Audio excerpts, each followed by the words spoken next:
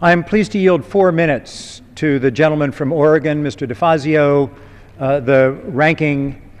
the senior ranking member of the Resources Democrats. The gentleman from Oregon is recognized for 4 minutes. That's good. I thank the gentleman.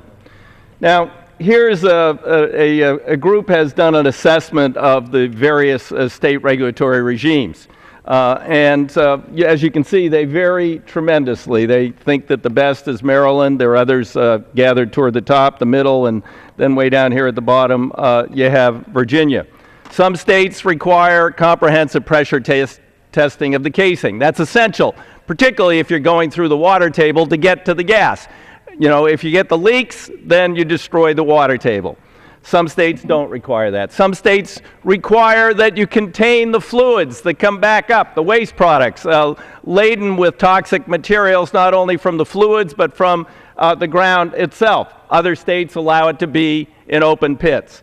Some states require disclosure of the chemicals that are used. Now, how can you say there's been no contamination when there are contaminated wells in many places across the U.S.? Some of it has to do with baseline contamination with arsenic or other things. But if you don't know what they're sticking into the ground near your well or water table, you can't track what it is, you know, that was a baseline before and or what is pollution that has resulted. We don't know that. So why not require disclosure of the chemicals? I mean, you know, we're having a gold rush right now for fracking.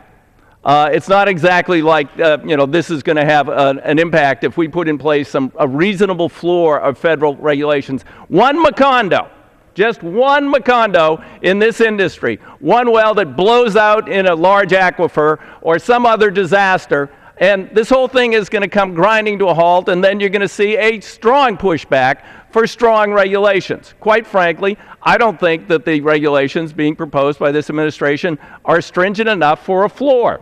They're probably above maybe some of these people on the bottom, but they're way below some of the best performing states here. Why should it be different state to state to state? What is it?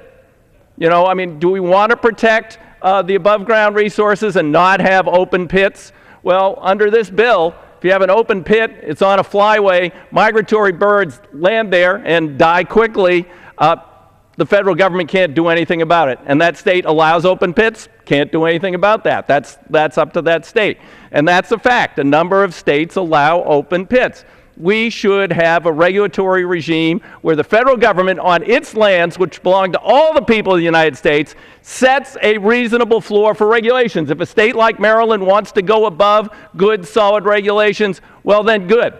But if someone else is a bad actor and they want to drag it down, they want to have open pits, they don't want to test the casing, they don't want to do other things that are absolutely essential to protect resources, then they can do that on federal lands.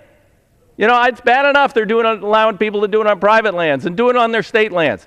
But these are federal lands. We are going to require and should require a higher bar to protect the public, to protect the environment, to protect these precious resources, and do this responsibly.